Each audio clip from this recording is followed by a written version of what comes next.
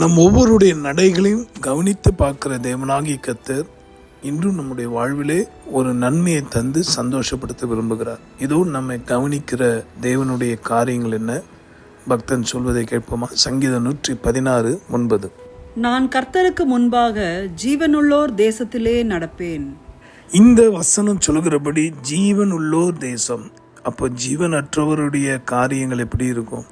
நான் கர்த்தருக்கு முன்பாக என்ன ஒரு பயத்தோடு பக்தியோடு உண்மையாக தன்னை கர்த்தர் காண்கிறார், தன்னை உண்டாக்கினவர் பார்க்கிறாருங்கிற ஒரு பயம் பக்தி அவனுக்குள் இருந்தபடினால்தான் அவன் சொல்லுகிறான், நான் ஜீவனுள்ளோ தேசத்தில் நடப்பேன். இதை கேட்குற அன்பானவர்களே, இன்று மனுஷனுடைய நடைகள் வினோதமானவைகளாக இருக்குது, கோணலானவைகளாக இருக்குது, அடுத்தது ஒழுங்கீனமானவைகளாக அருவருப்பு நிறைந்ததாக இருக்குன்னு வேதத்தில் பல இடங்களில் சொல்லப்பட்டு இருந்தாலும் இங்கே பக்தன் சொல்ல ஒரே வார்த்தை, நான் கர்த்தருக்கு முன்பாக.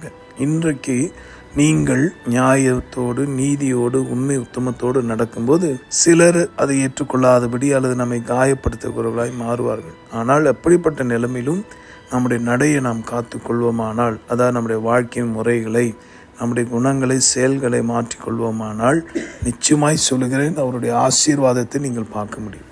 தேவனுடைய வார்த்தையை கேட்ட நாம் இப்போது அவரிடத்தில் உதவிக்காக கெஞ்சுவோமா? அன்புள்ள ஆண்டவரே, எங்கள் வழிகளை அறிந்திருக்கிறீர், நீர் ஆராய்ந்து பார்க்கிறீர். இப்பொழுதும் கூட எங்கள் நடைகளில் கோணலானவைகள் இருக்குமானால் சீர்படுத்தும். அதில் கரைகள், குறைகள், பாவ அக்கிரமங்கள் இருக்கும் பட்சத்தில் மன்னித்து எங்களை பத்திரமாய் நடத்தும். ஆண்டவரே, புத்தியாய் நடக்க, நிதானமாய் நடக்க, விவேகத்தோடு நடக்க எங்கள் கற்றுத்தார்.